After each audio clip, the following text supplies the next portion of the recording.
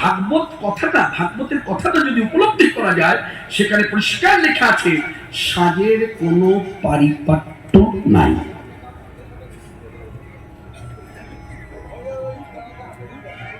শ্রীকৃষ্ণ তেমন কোন সাজি, চূড়া পড়েছে, বাঁশি গুজেছে, ধরা পড়েছে, কাপড় পরেছে, নুপুর বেঁধেছে, এটা নিত্যই এইভাবে কৃষ্ণ সেজে বংশীবটে এসে দাঁড়িয়েছে।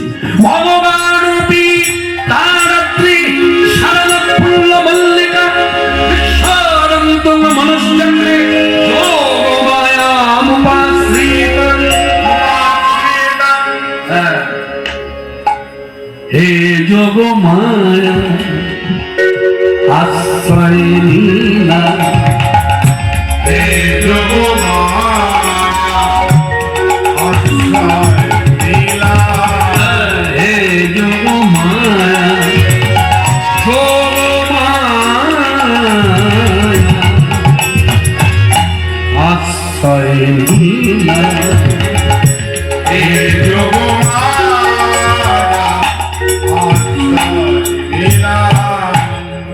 আপনার শ্লোকটা শুনে শুনে অভ্যস্ত, স্মরণে অভ্যস্ত। কারণ যারা ভজন করেন নিত্য রাসলীলা তাদের হৃদয় মাঝে হয়, এগুলো খুব উচ্চ স্তরের ভক্তির কথা, তাহলে সকলেরই স্মরণে আছে। এখন এই শ্লোকে তাৎপর্য বিশ্লেষণ করা যায় একটা একটা কথা ধরে ধরে। আমার পরমারাধ্য গুরুদেব ব্যাসাসনে বসে বলছে এই শ্লোকের সব কথা না ধরে একটা ধরে। যেমন বিন্দু ধরলে সিন্ধুর সন্ধান পাওয়া যায়, তেমনি শ্লোকের একটা জায়গা ধরলে রাসলীলা কোন স্তরের লীলা এটা সবার অনুভব হবে।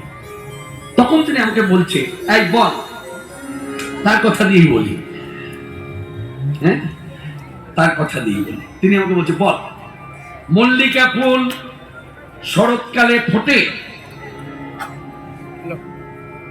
আমার তো এইসব সম্বন্ধে কোনো জ্ঞানই নেই। আমি বললাম, কি জানি না। বলে, শোন বোকা, মল্লিকা ফুল শরৎকালে ফোটে না। আর এখানে ছিল সুকমণি ব্যাসাসনে বসে বলছেন শারদীয়া পূর্ণিমার রজনীতে মল্লিকা ফুল ফুটেছে। তাহলে বিরাট ঘটন ঘটল।